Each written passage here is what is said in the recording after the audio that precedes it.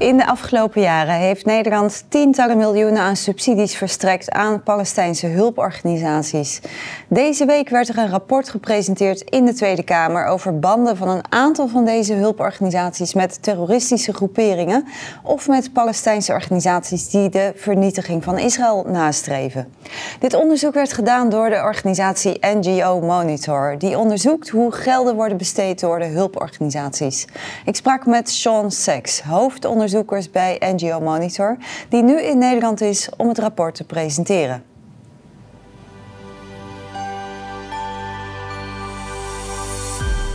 Shaun Sacks, you are a senior researcher working for the NGO-Monitor and you are right now in the Netherlands. What is the reason for your visit?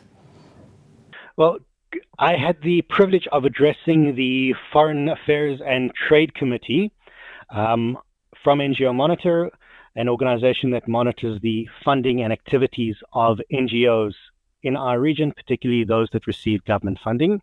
And I presented our report to the committee on Dutch funding to NGOs that are in contrast and contravene Dutch values of a negotiated solution and recognition of Israel. So you spoke to members of parliament about this issue. NGO-Monitor has researched the flow of money from Dutch donations from the government to Palestinian NGOs. What is the reason you as NGO-Monitor do that?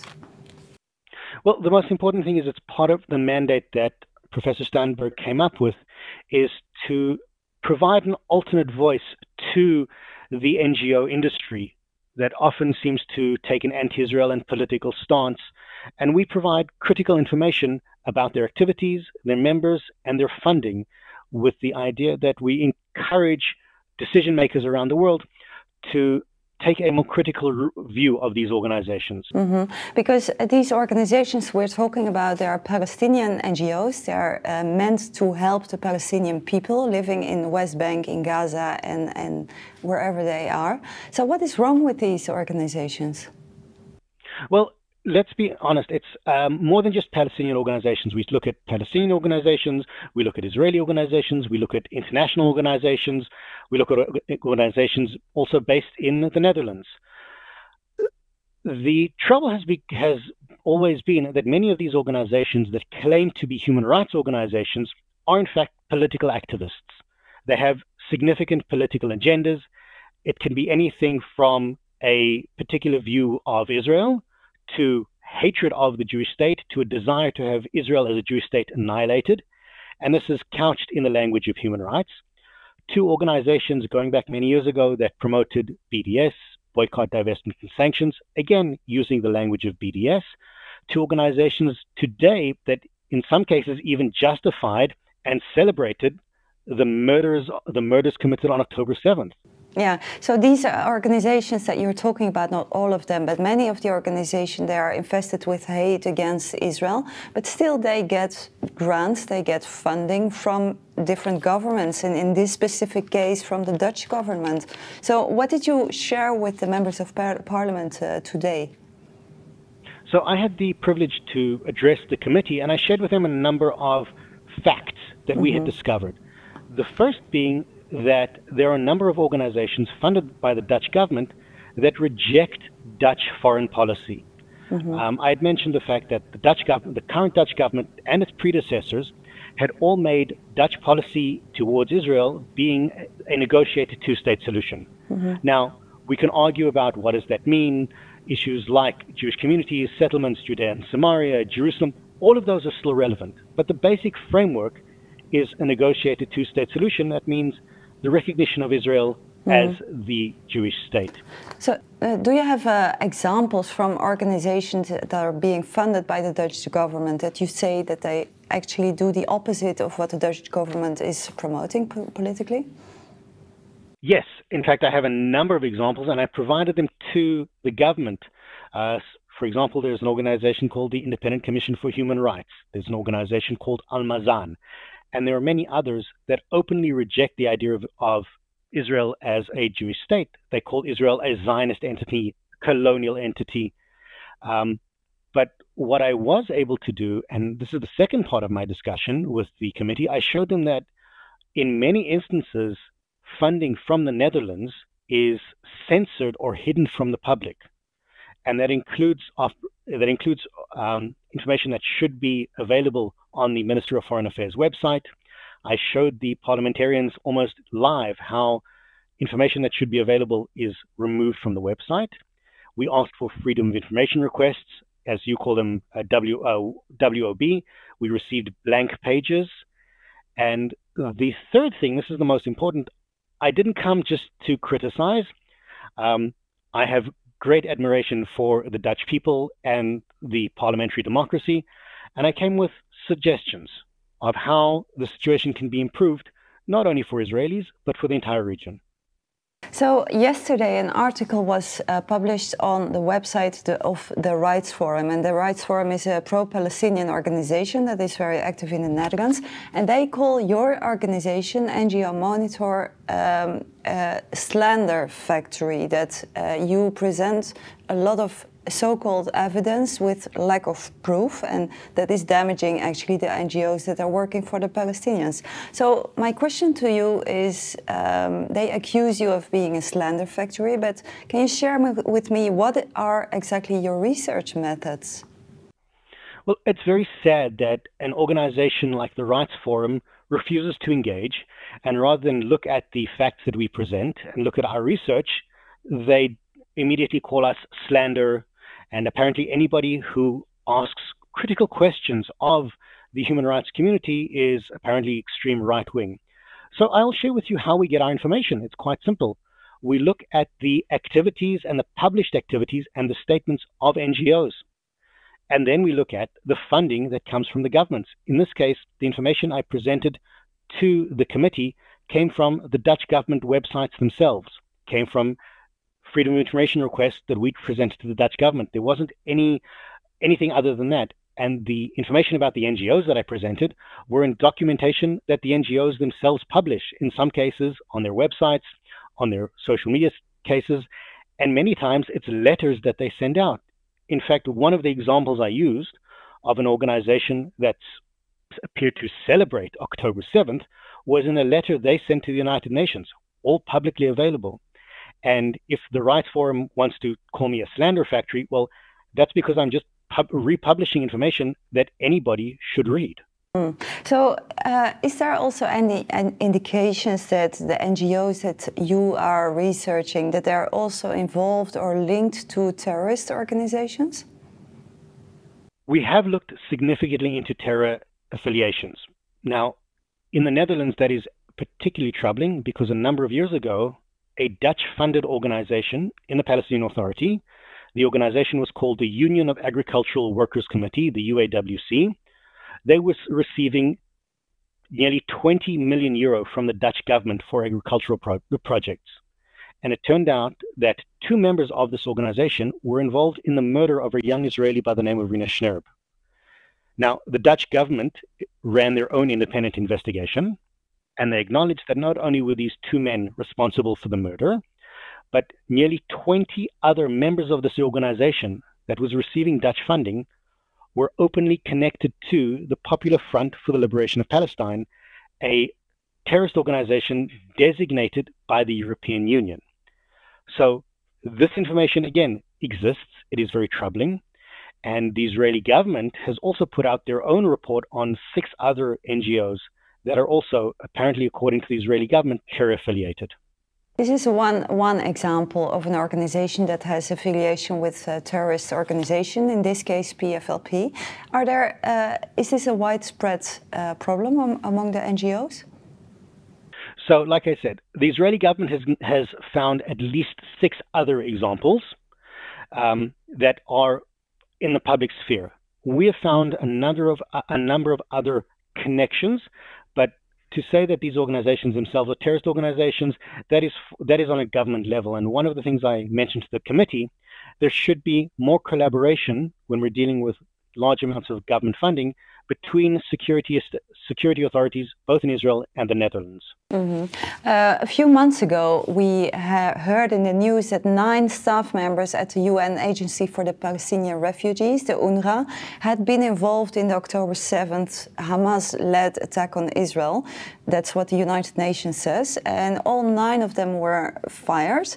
But now UNRWA claims that they have this problem under control.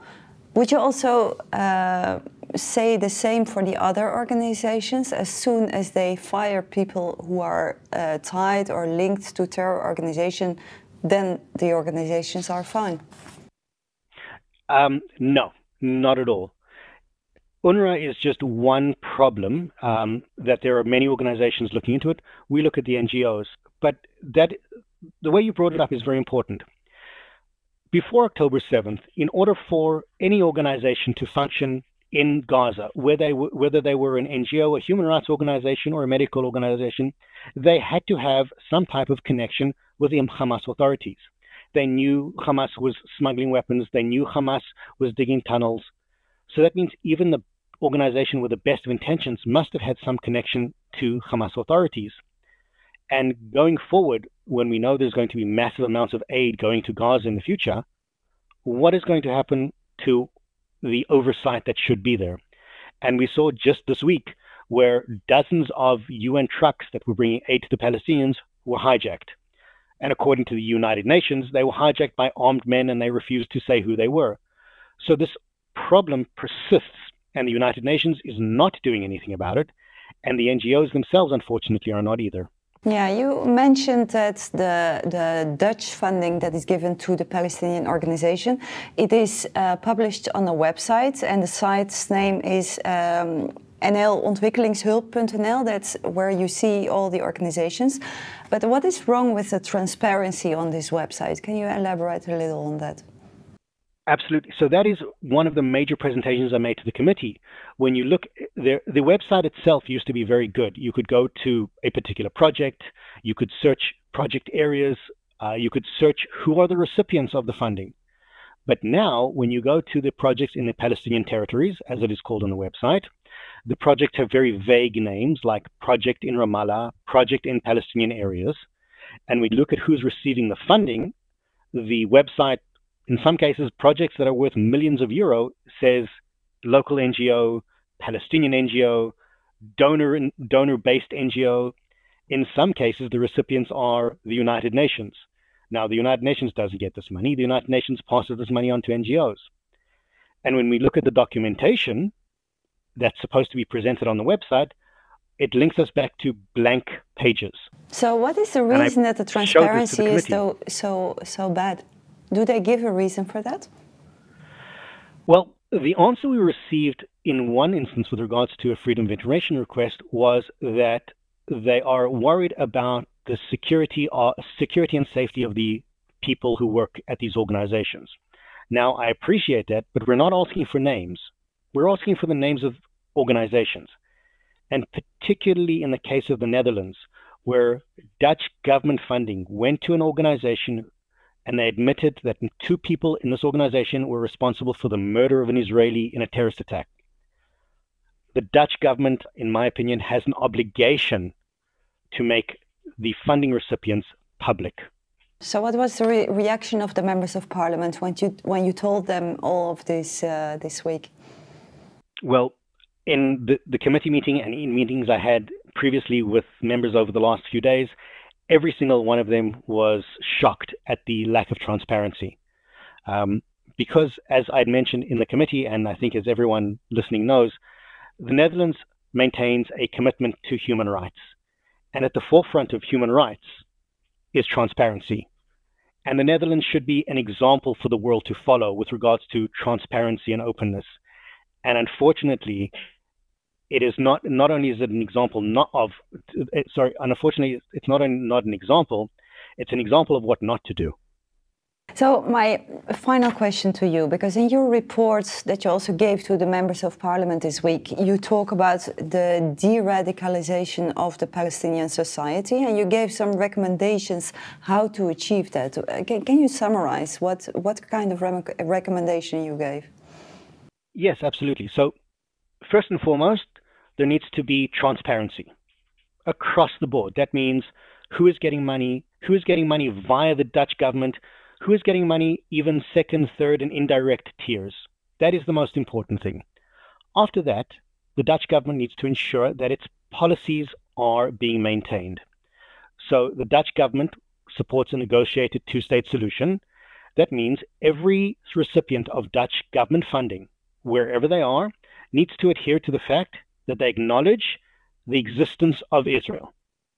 It's quite simple. It's not anything radical. It's just maintaining Dutch policy.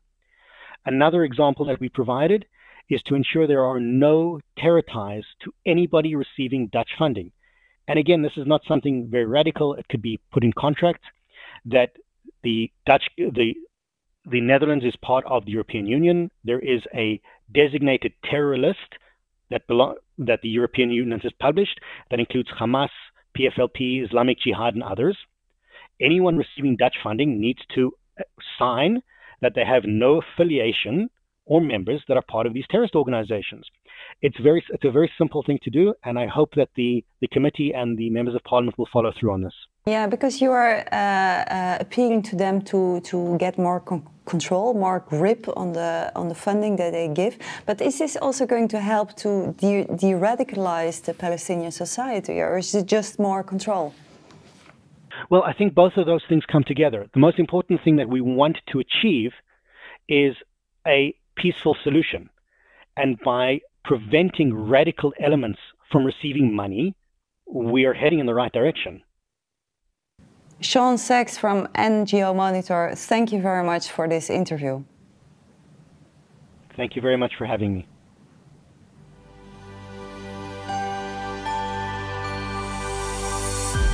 Zo zijn we aan het einde gekomen van deze uitzending van Christenen voor Israël. Komende donderdag 28 november organiseren we een manifestatie op de Dam in Amsterdam. De aanleiding is het toenemende antisemitisme in ons land en samen willen we onze stem laten horen voor de Joden in ons land. En we hopen dat u massaal aanwezig zult zijn op deze avond. Dus donderdag 28 november om 7 uur 's avonds op de Dam in Amsterdam. En meer informatie kunt u vinden op onze website cvi.nl/manifestatie. Nogmaals, dank voor het kijken en we hopen u volgende week in Amsterdam te zien.